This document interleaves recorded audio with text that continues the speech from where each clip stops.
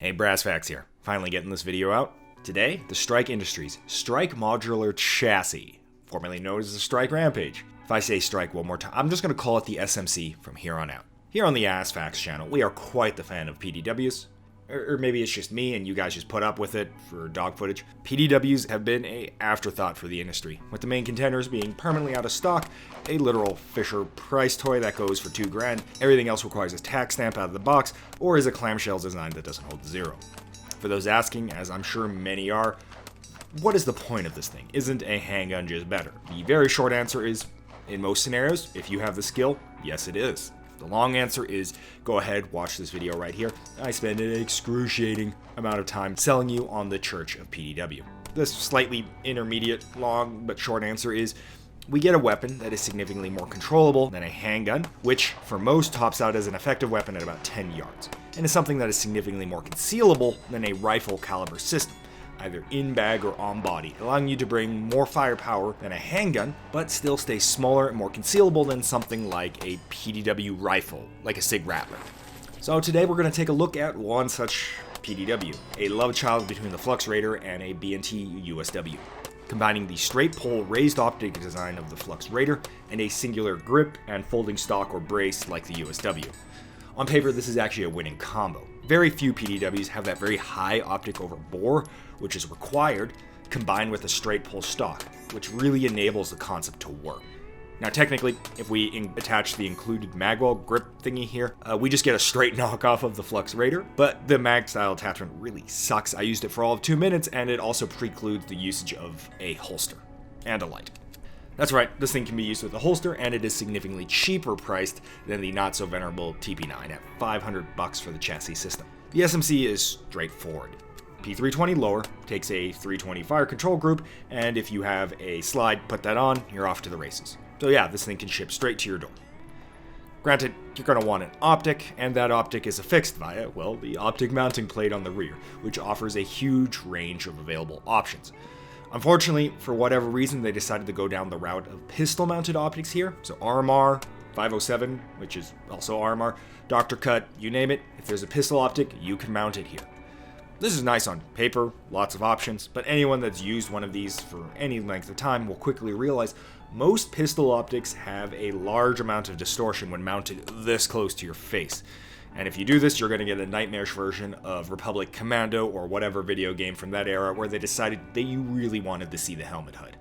Now, I lost about half of you with that reference, but we could have saved a lot of machining here and removed the requirement of buying an adapter if we just put a pick rail here instead. So we can use optics with less distortion like T2 or whatever T2 knockoff clone of choice tickles your fancy. When you buy the SMC, it doesn't come with a brace, probably so you have to buy your own, so Strike Industries isn't liable when you increase the overall length of this thing to the point where the ATF has a hissy fit. But who cares, we're basically all felons in a month anyway, so c'est la vie. I threw this SB brace on here, a horrible brace design frankly for rifles, but actually a very good fit here, and it still fits within the footprint of the pistol. A lot of these pistol adapting chassis have short feeling lengths to pull, which makes them much more difficult to use than they should be because they're so close to your face. This SB brace here has significantly longer length of pull, which is very much appreciated in a short weapon design like this, and represents one of the major upsides of the SMC, the ability to choose your own adventure in brace form. The rest of the firearm is very much a boring affair. It's a P320, but now it's full metal, good for holding zero, miserable in the cold, and incredibly annoying when Strike Industries, in Strike Industries fashion, decides it wants to make a good-looking firearm instead of a functional one. Much of the design of the lower while striking, get it? Yeah, okay, whatever, is very annoying. It's all sharp edges. Trigger guard, sharp. Beaver tail, sharp. Finger grooves, sharp. Everything has sharp edges. The whole design could have just really used some bevel. Yeah, if you're gonna CNC it, you know, the world's your oyster when you machine this bitch, so... You hear that? Yeah. You hear that, what the fuck is this company called again? Strike? Outside of the initial shock, it's not the end of the world, and I'm pretty calloused up from shooting 2 times a week, but if there was a number one complaint when I hand this off without mentioning it to people, it was that the grip is kind of shit. Because this is a P320, we got no safety, which on a weapon like this is somewhat of an issue because we're treating it like a pistol-rifle hybrid, meaning you're loaded, but you're not always controlling the weapon. However, due to design, we can use P320 holsters. Sort of. Mine was like 90% of the way fitting into one, and then we needed to kind of, heat gun the shit out of it because the design was slightly off. Kind of reminds me of the PSA dagger. Works in some holsters, doesn't work in others. Depends on the mounting point. This lack of native-ish holster compatibilities is one of the biggest downsides of the PDW concept. How the fuck do you continue to conceal this thing when it comes out of the bag? Thus far, it's been slings, slings, and slings. Slings do not offer consistent draw time, nor as good of a concealment, not compares to holsters. This has a holster, solving my biggest complaint of both the Flux Raider and the TP9. And no, those don't actually have holsters. There are a couple on the internet. You can't realistically buy them. Alright, thus far, I painted a fairly good picture. And in fact, if there's anything to take away thus far, it's that the overall premise of this PDW is great. We have an improved potential length of pull, the best features from a Flux Raider and the B&T USW, all while continue using at least, the P320 trigger pack. The weapon can use a holster, solving one of the major hang-ups of the PDW concept. But before we get into the shitty part, sponsor time! Which is not a phrase I ever thought I'd say, but this video is sponsored by Nightline. If a PDW is a force multiplier, then night vision is a scaling exponential. You should consider buying one if it makes financial sense to you. With my 15% discount, you can get about as good of a price as you can expect in this industry. Not only that, Nightline PVS 14s, for example, set themselves apart by having an advanced housing. Comes with some buttons on the side, which are, take it or leave it, but the ability to put both CR123s or double A's in it is actually quite invaluable. Nightline has been a name in the industry for quite some time. They've been there, done that, and now they want to prepare, the prepared citizen for the coming storm in the best way they know how. Night vision. Okay, back to the review. Here comes the pain. Unfortunately, this is very much par for the course Strike industry product. It was very much shuttled out the door rapidly without checking if the pre-production models matched the production models. Right out of the gate, optic mount incredibly out of spec, so much so that the slide will impact the optic mount every single recoil cycle. This is something one might consider kind of bad. Not only are we marring both the SMC and the slide, but we are significantly robbing the slide of momentum, meaning 30 malfunctions in the first 100 rounds of this thing. And because we can't have nice things, the optic mount is being WWE slammed every recoil cycle, meaning the optic will not hold zero. It took me about 500 rounds, give or take, to get to the point where the gun had physically milled away a path for the slide to travel, meaning, sure, we're back to 100% reliability, and now we don't have zero shift, which is fun. I love having to zero a gun 3 times in 500 rounds to even start the review. This is not a one-off. Basically, all people I've talked to who had one of these had the exact same issue. If you buy one, go ahead and get the Dremel out and save yourself some pain. The problems, unfortunately, don't end here. After about my second or third rezoring session, I don't know, it's all a blur, I started to realize I wasn't hitting anything. Now, this is generally par for the course, but it did seem particularly bad this time around.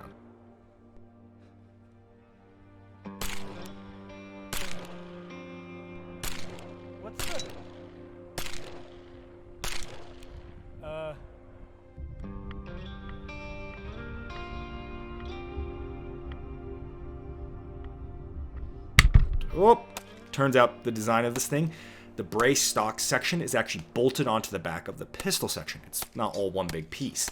And they do not come Loctited from the factory, even though it is fully assembled in the box.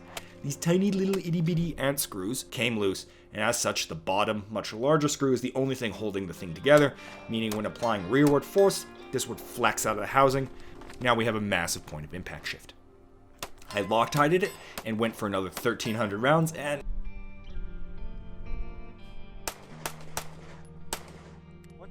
is it already fucked? What?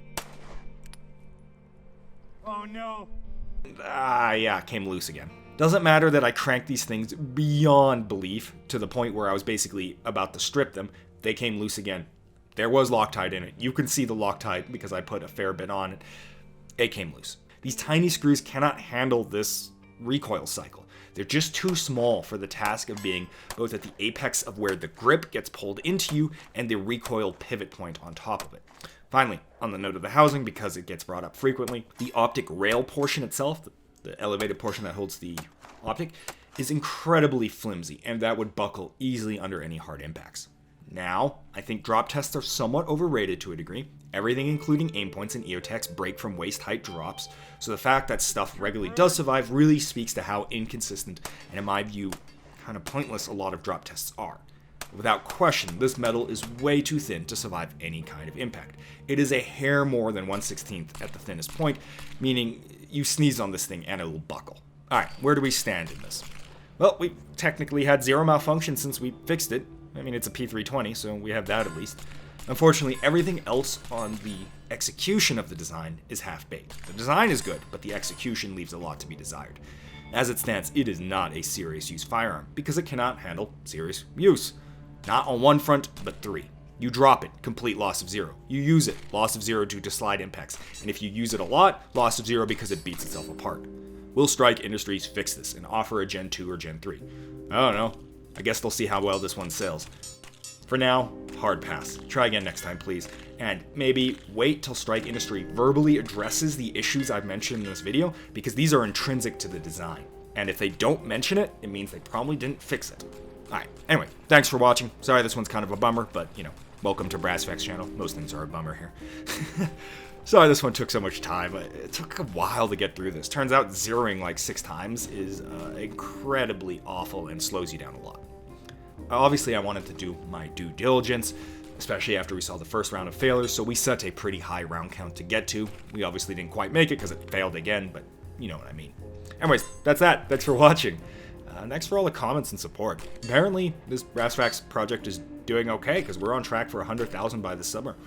Thanks again for Eclipse Armory for providing the ammo for this video. It was a lot of ammo.